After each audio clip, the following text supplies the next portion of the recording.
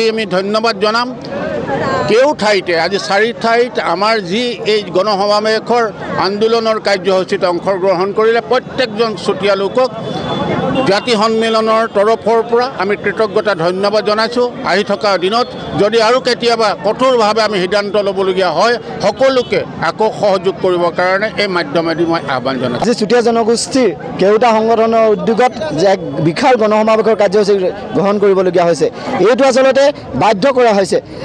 যুগ যুগ ধৰি চুতীয়া জনগোষ্ঠীকে আদি কৰি 6 জনগোষ্ঠীয়ে বিভিন্ন চৰকাৰসমূহে প্ৰতাৰণা কৰি আহিছে। বৰ্তমানৰ যিজন মুখ্যমন্ত্ৰী সেই মুখ্যমন্ত্ৰীজনে প্ৰতিশ্ৰুতিৰ ওপৰত প্ৰতিশ্ৰুতি দিলে, তেওঁকে মন্ত্ৰীগোটৰ অধ্যক্ষতাৰ দায়িত্ব দিলে, কিন্তু আজি পৰ্যন্ত তেওঁ কেন্দ্ৰীয় চৰকাৰলৈ সেই যি প্ৰতিবেদন সেই প্ৰতিবেদন পঠিওৱাত ব্যৰ্থ হ'ল। সেইদিনা লোকসভাত যেতিয়া জনজাতি মন্ত্ৰীজনক প্ৰশ্ন কৰা হ'ল অসমৰ 2জন সাংসদে, তেতিয়া তাৰ প্ৰশ্নৰ উত্তৰত ক'লে যে 6 জনগোষ্ঠীক জনজাতিকৰণৰ ক্ষেত্ৰত আজি পৰ্যন্ত কোনো প্ৰতিবেদনে পঠিওৱা নাই, ৰাজ্য চৰকাৰে প্ৰতিবেদন পঠিওৱা নাই, গতিকে বিফল হৈছে। গতিকে তেওঁ যদিও ফিতাহী মাৰে তেওঁ যেন সৰ্বকালৰ সৰ্বশ্ৰেষ্ঠ মুখ্যমন্ত্ৰী, মই কৈছোঁ যে আটাইতকৈ বিফল মুখ্যমন্ত্ৰী, কাৰণ তেওঁ খিলঞ্জীয়া জনগোষ্ঠীক মানে সুৰক্ষা দিম বুলি প্ৰতিশ্ৰুতিবদ্ধ হৈ তেওঁ সদায় কয় যে খিলঞ্জীয়াৰ পক্ষত আছে, কিন্তু দেখিলোঁ কাৰ ক্ষেত্ৰত তেওঁ বিদেশী সংস্থাপন দিবৰ কাৰণে তেনেকুৱা আইনৰ ক্ষেত্ৰত তেওঁ সমৰ্থন আগবঢ়ালে, কিন্তু 6 জনগোষ্ঠীক জনজাতিকৰণ প্ৰদান কৰি অসমক জনগোষ্ঠীয় ৰাজ্য হিচাপে ঘোষণা কৰাৰ ক্ষেত্ৰত তেওঁ আজি পৰ্যন্ত কোনো ধৰণৰ পদক্ষেপ গ্ৰহণ কৰা বা মন্তব্য দিয়া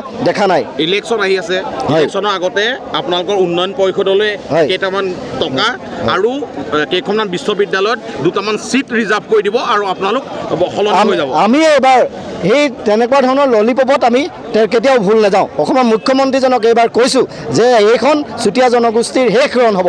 এই ৰণতে আমি যদি 25 নৱেম্বৰৰ দিনাখনি তেওঁ কোনো খুঁত নথকাকৈ চুতীয়া জনগোষ্ঠীক জনজাতিকৰণৰ বাবে প্ৰতিবেদন পঠিওৱাত ব্যৰ্থ হয় আৰু ৰাজহুৱা নকৰে, তেতিয়াহ'লে 26 নৱেম্বৰৰ পৰা অসমত এনেকুৱা ধৰণৰ জংগী আন্দোলনৰ কাৰ্যসূচী চুতীয়া জনগোষ্ঠীয়ে গ্ৰহণ কৰিব যে চুতীয়া সমগ্ৰ অসম ধৰি জ্বলি উঠিব। তাৰ কাৰণে কিন্তু অসমৰ মুখ্যমন্ত্ৰীজনে দায়ী হ'ব।